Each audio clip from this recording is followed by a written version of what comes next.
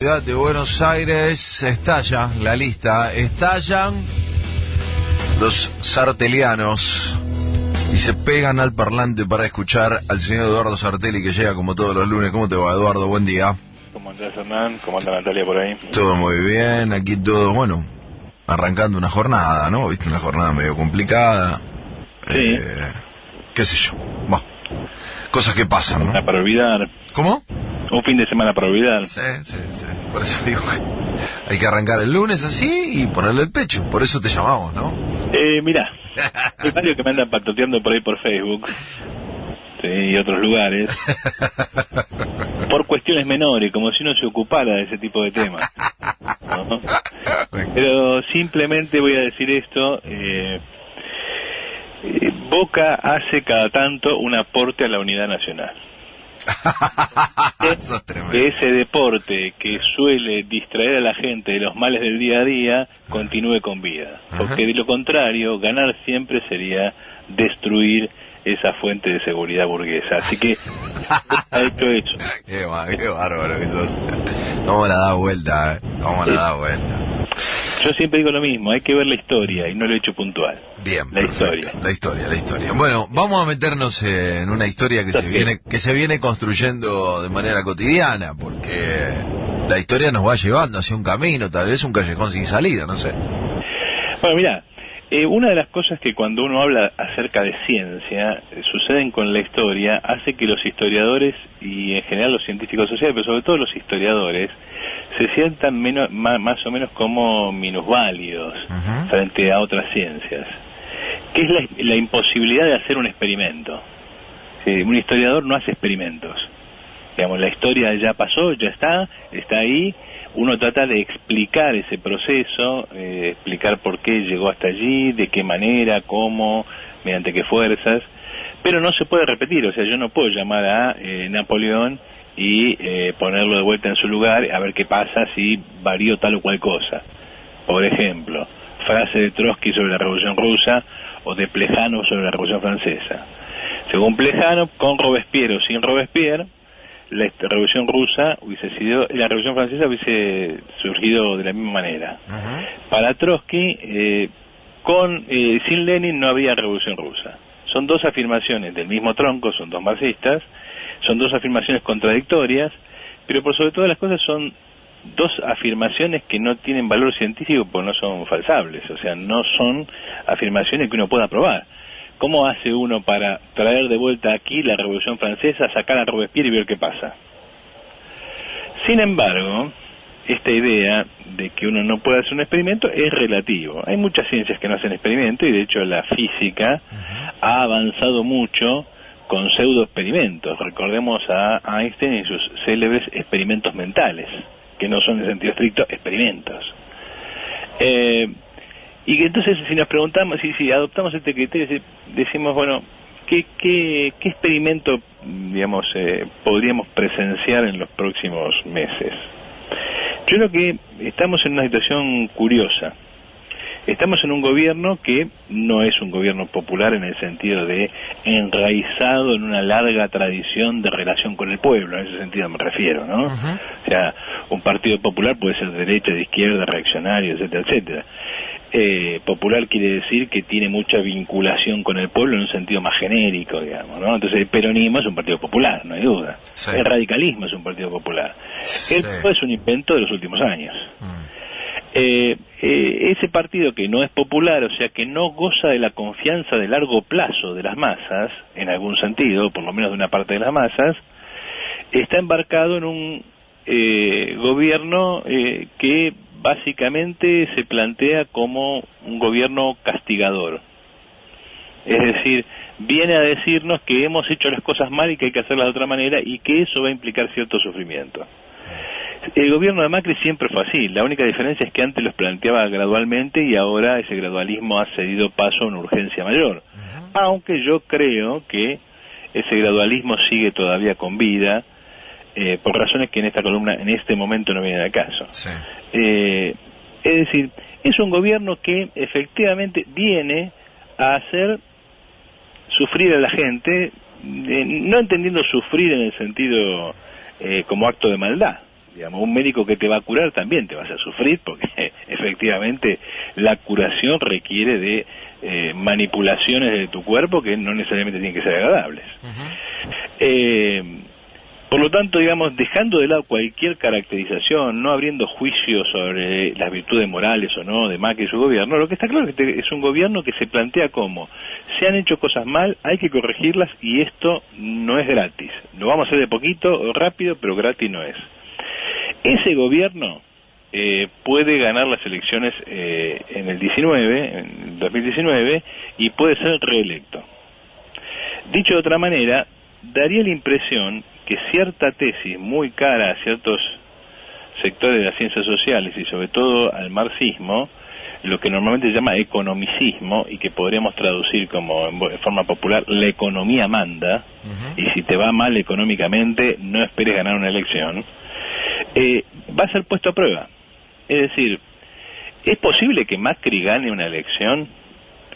Y podemos ponerlo en términos más amplios. ¿Es posible que un gobierno gane una elección en medio de un ajuste realmente importante? Otro experimento que se va a realizar junto con este, es el de la memoria de las masas. En ciencias sociales, sobre todo en el marxismo, hay toda una discusión acerca de por qué la gente hace lo que hace, es decir, por qué se comporta de determinada manera y no de otra. Es decir, por qué, por ejemplo, y esto es muy propio del marxismo, no atiende a sus intereses generales, sino a los más inmediatos. Vamos a ponerlo de esta manera. Si nos pusiéramos en el gobierno de Cristina y prestáramos atención a lo que realmente Cristina hizo y a dónde llevó a la Argentina y todo el bienestar que se supone que otorgó a sectores importantes de las masas, nos encontraríamos con que eso es bastante mezquino. Sin embargo, Cristina hoy todavía, a pesar de la gigantesca masa de publicidad adversa que significa los casos de corrupción, guarda entre el 25 y el 30% de apoyo en la población argentina y por lo tanto en el proletariado argentino, porque buena parte de esos apoyos son proletarios. La pregunta es, ¿eso le va a servir a Cristina para ganarle a Mauricio? Es decir, a pesar de eso, ¿ella puede ganarle a Mauricio o no? Dicho de otra manera, ¿la memoria de las masas le puede ganar a la economía? Ese es un experimento que va a ser interesante de ver. La memoria inmediata de las... Perdona, cuando vos decís a la economía, ponés en esa lógica los errores económicos desde el actual gobierno, es decir, que la memoria de las masas tire por la borda la corrupción y termine venciendo sea lo que fuera que pase con la economía que implementa el gobierno. Exactamente. Esa es la pregunta, es una pregunta interesante y vamos a ver un experimento en ese punto, porque acá va a pasar algo que no parece que vaya a ser lo que todo el mundo espera en función de las teorías más generales de las ciencias sociales. Es decir, es un acontecimiento que desafía eso. Pongámonos antes de que estallara la crisis de diciembre del año pasado, es decir, cuando se lo forzó a Sturzenegger a bajar las tasas y según muchos ahí empezó una serie de malas señales. Macri marchaba camino a la reelección casi como, digamos, en una... Caminando, sí, en una procesión, digamos, carnavalesca. Parecía los santos vienen marchando, digamos, en carnaval de Nueva Orleans. Sí. Sin embargo, ahora la cosa está más difícil, y es más de uno supone que Macri ni siquiera se va a presentar y va a apelar a alguien con mayor carisma como María Eugenia. Bueno, recién acaba de decir en una entrevista a Estados Unidos que está listo para competir. Yo creo que nunca se le pasó por la cabeza otra cosa. No, está bien, bueno, pero lo digo por la referencia a esto, si él... bueno, a ver, otra estructura de análisis sobre lo que va a afrontar el año próximo está dado precisamente por dos distritos que gobierna hoy, que es la provincia de Buenos Aires y la ciudad de Buenos Aires. Más allá de gustos o disgustos sobre la figura de María Eugenia Vidal o de Larreta, ahí tiene un caudal político importante, que en la provincia de Buenos Aires asombrosamente construyó en muy poco tiempo. Sí, podemos entrar en el detalle finito de eso, sí.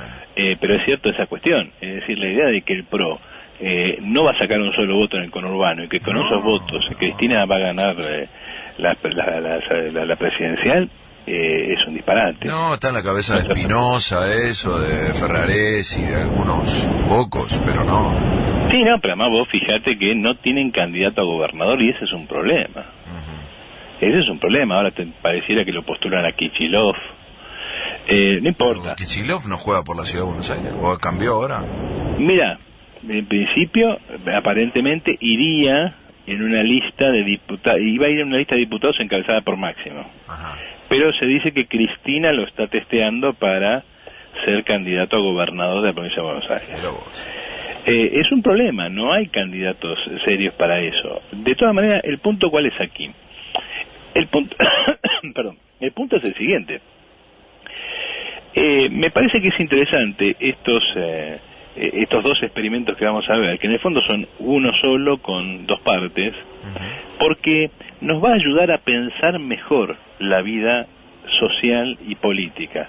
Nos va a ayudar a entender mejor y a superar ciertas trabas muy propias, no solo de la izquierda, sino de cierta derecha, digamos, que comparte con esa izquierda el economicismo básico, es decir, la idea de que la gente solo piensa con el bolsillo.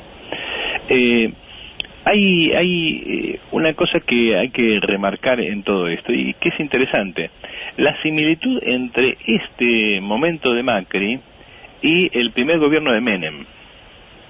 Recordad que el primer gobierno de Menem empieza con la crisis de Alfonsín, hiperinflación, etcétera, etcétera, y atraviesa su propia hiperinflación en el año 91. Sí.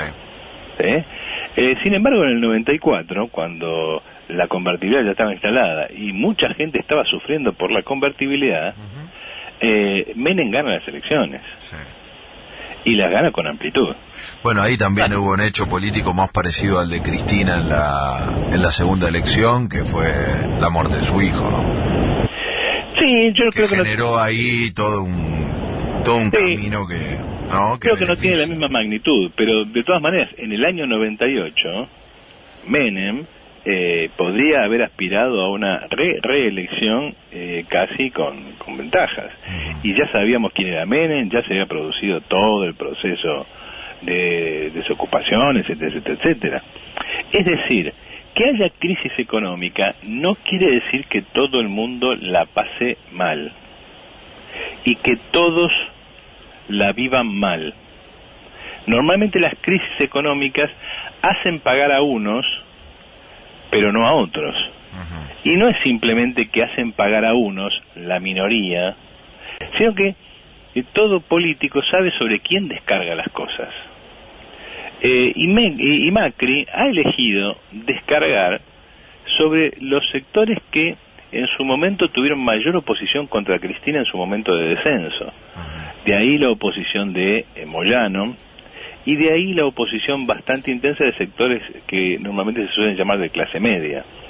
Pero esto que vos señalás de la penetración del PRO en el conurbano, significa que esos sectores, la capa más pobre de la clase obrera, el 30% que normalmente llamamos población sobrante, esa capa no va a estar en las mismas condiciones en el ajuste que el resto de la sociedad.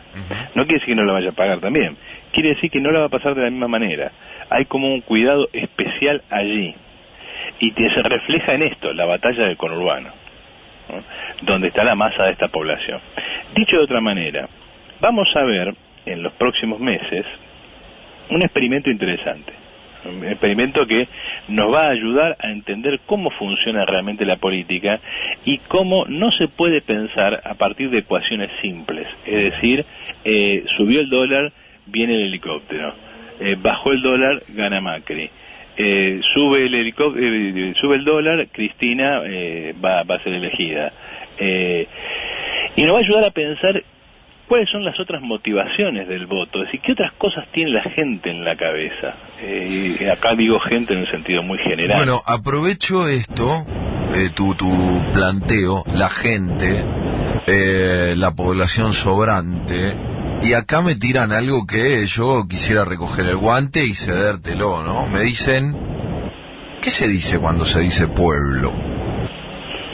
Bueno, a ver, la expresión pueblo es una expresión genérica, digamos, genérica quiero decir, es una expresión que puede abarcar muchas cosas. Normalmente uno, cuando dice pueblo, entiende todo el mundo menos la burguesía.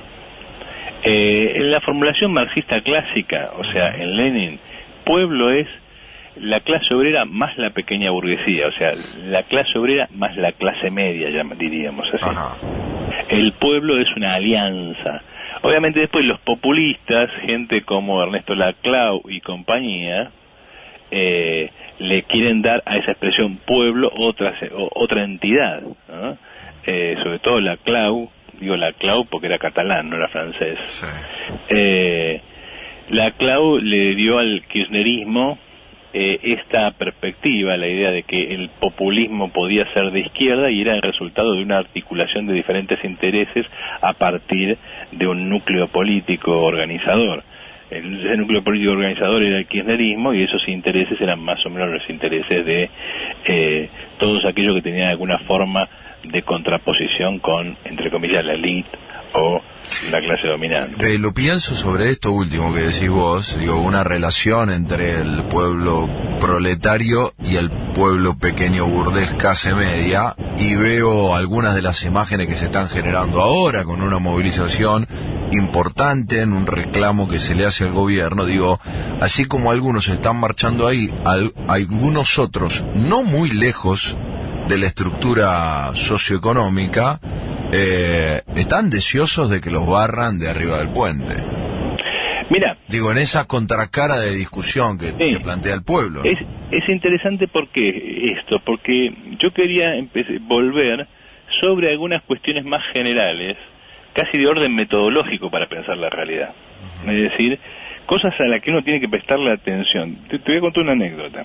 Cuando fueron las jornadas del 20 de diciembre del 2001, en la cual vos ibas al obelisco y te encontrabas con una batalla campal generalizada de miles de personas, la policía, incluso muertos, y entonces te parece que eso era el 19 y 20 de diciembre. Sin embargo, yo recuerdo que no me acuerdo por qué razón había vuelto a casa. Yo en ese momento vivía en un departamento con mi actual compañera en la zona de Congreso, ahí por Rivadavia y Montevideo. No sé qué había vuelto a buscar a casa, y entonces estábamos con la gente de la GD en el obelisco, y me había vuelto a casa a buscar algo, y después volví al obelisco, y entonces cuando volví al obelisco volví por Corrientes, porque la policía nos había echado con gases y todo, entonces volví por Corrientes, y una cosa que me sorprendió es que mientras allá estábamos en una batalla, o sea, cascoteando con la policía, corriendo, los gases, ese tipo de cosas, en los comercios de Corrientes la gente seguía comprando y parecía que era un día normal. Es decir, no es lo mismo lo que uno vive que el proceso general. No hay que confundir eso. Cuando uno hace un análisis social, no puede mirarse el ombligo. Hay sectores que protestan y se movilizan mucho, y hay sectores que no. Te doy un ejemplo más inmediato. ¿Vos viste una huelga general masiva de todas las fábricas de la Argentina? No. El proletariado industrial en blanco no está movilizándose desde hace muchos años. Desde hace muchos años. Y vos podés decir, no, porque tiene una burocracia traidora. Está bien, pero esa burocracia traidora y todo lo que vos quieras... Le resuelve la paritaria. Claro, se asienta en una serie de condiciones materiales que le permiten subsistir. De lo contrario, digamos, no podría subsistir. La idea de que la burocracia de la UOCRA, la burocracia de la UOM, etcétera, etcétera, solo vive a fuerza de represión de sus propios obreros es ingenua.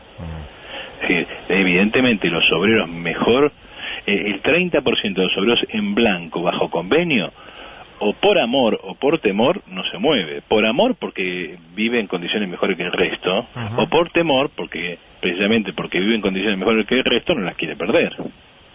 Entonces, la calle no es de ellos. Es una situación muy diferente de la década del 70, donde los obreros más movilizados eran los obreros industriales, es decir, el Cordobazo, los sindicatos clasistas, todos esos movimientos estaban protagonizados por los obreros más movilizados, más industriales y más que tenían los mejores salarios. Hoy pasa lo contrario. Tiene que ver con que en aquella época casi no había desocupación y que en esta época la desocupación y la masa de población sobrante es un dato que todo el mundo tiene en la cabeza. Vos tenés un laburo bueno, no lo arriesgás así nomás. No es casualidad que los gremios estatales tengan tanta presencia, porque en el Estado que te echen no es tan sencillo, es más, en algunos lugares ni que te descuenten el día. Vos haces una huelga en la universidad y no se recuerda que te hayan descontado un día. Entonces es casi gratuito hacer la huelga. Una huelga en la universidad recién adquiere un carácter, problemático y recién empieza a hacerse sentir lo que significa poner el cuerpo cuando lleva un mes, 2 meses y está peligrando que se vaya todo al demonio. Salvo de eso, cuando hay una huelga general así, bueno, la gente falta y pone adhesión al paro y nadie le descuenta nada. Entonces, es más fácil para ciertos sectores movilizarse que para otros, es más fácil para ciertos sectores tomar ciertas actitudes que otras, y entonces no es extraño que los docentes y los estatales están llenos de sindicatos con orientaciones de izquierda, y en la UOM se complica mucho. Entonces, insisto con esto, la idea de que uno puede analizar la realidad a partir de variables simples. Lo que me pasa a mí es lo que le pasa a todo el mundo. La gente vota con el bolsillo y cosas por el estilo. No es serio. Si queremos entender la realidad, es necesario que introduzcamos muchas más variables y que estemos atentos a cosas que pueden suceder aunque nunca hayan sucedido. Es decir, la historia también da sus sorpresas. Va a ser interesante ver esto.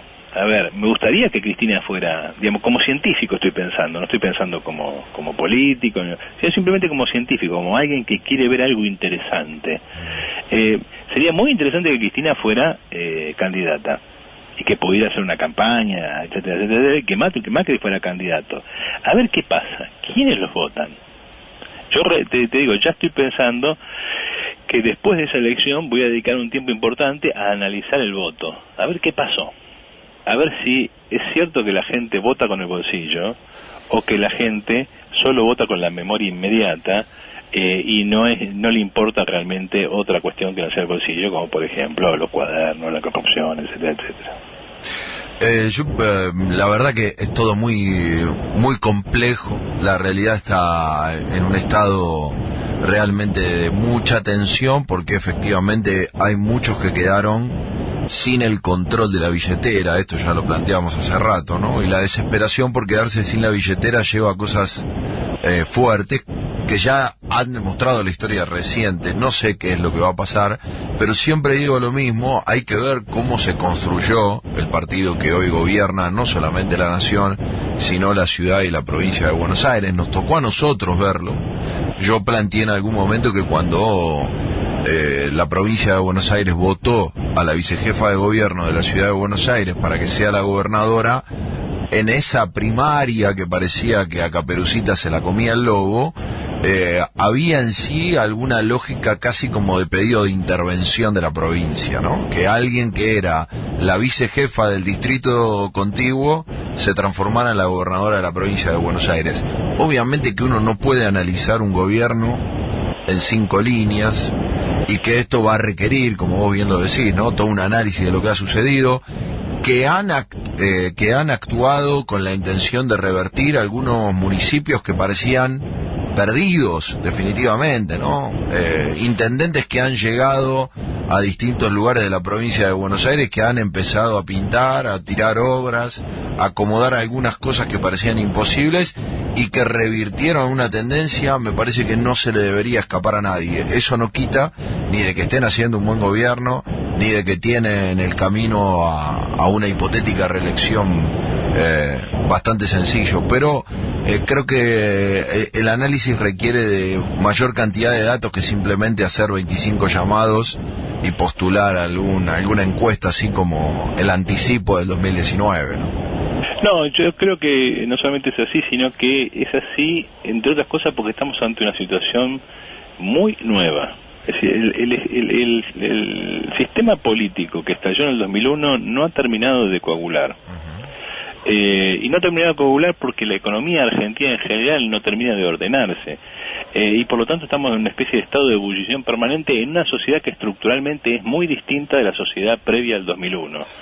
Por la presencia de la población sobrante, por la magnitud de el peso del Estado en la economía, sobre todo a la hora de reproducir a buena parte de esa población, etcétera, etcétera. Es decir, estamos en un escenario que no solamente normalmente uno debiera examinar con la cabeza abierta y sin cliché, sino que más que nada ahora, porque esto no se parece a nada que haya pasado antes. No, totalmente.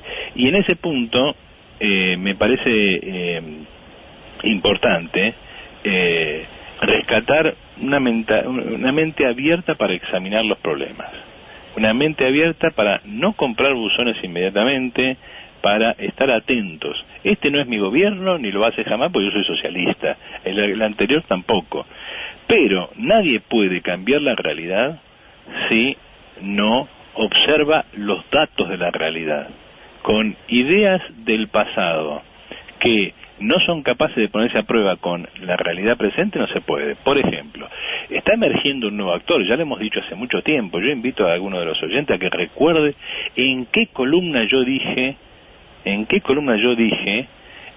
guarda que mucha gente cree, sobre todo la izquierda, que puede encontrarse con la población sobrante que ha sido abandonada por el kirchnerismo. Es decir, la población sobrante, la masa de los pseudo desocupados, digo pseudo porque están desocupados pero no aparecen como tales porque o tienen algún empleo estatal o tienen algún plan o cosa por el estilo, o sea, no aparecen como estrictamente desocupados. Guarda que esa población que queda, digamos, vacante porque Cristina se va y ya no puede manejar el sistema que la contiene, no necesariamente va a terminar en manos de la izquierda. Guarda con la Iglesia. Bueno, a ese proceso de construcción de una base de masas de la Iglesia por izquierda, por lo menos pretendidamente por izquierda, le ha dado una enorme mano la gente que reprimió y metió presa a los compañeros africanos que se detuvieron. Los senegaleses, en la calle, claro. Grabois y compañía. Y por sobre todas las cosas a Grabois. Que en 5 minutos de detención cobra dimensiones de bolchevique. Sí, he perdido más tiempo, me han detenido y me han reprimido más a mí en la gendarmería acá cuando cruzás Constituyente y General Paz a la noche, que te para y te exime esto y te revisa y te hace bajar, que no sé cuánto, llama por teléfono, que agravó y estuvo 5 minutos ahí. Pero con eso... Y armó una revolución. Y claro, y encima Bregman es su abogada. Y bueno, te das cuenta que Bregman y Verdú, su otra abogada, le han abierto la puerta a la izquierda a Grabois. O sea, se la han abierto al Papa. ¿Otra vez nos estamos pegando tiro en el pie? ¿Te das cuenta que habría que pensar con la mente un poco más abierta? Eduardo, abrazo, buena semana y la próxima estamos acá plantando bandera. Dale, un abrazo grande. Dale, chau, chau, ahí estábamos con bandera. Dale, un abrazo grande. Dale, chau, chau, ahí estábamos con bandera. Dale, un abrazo grande. Dale, chau, chau, ahí estábamos con bandera. Dale, un abrazo grande. Dale, chau.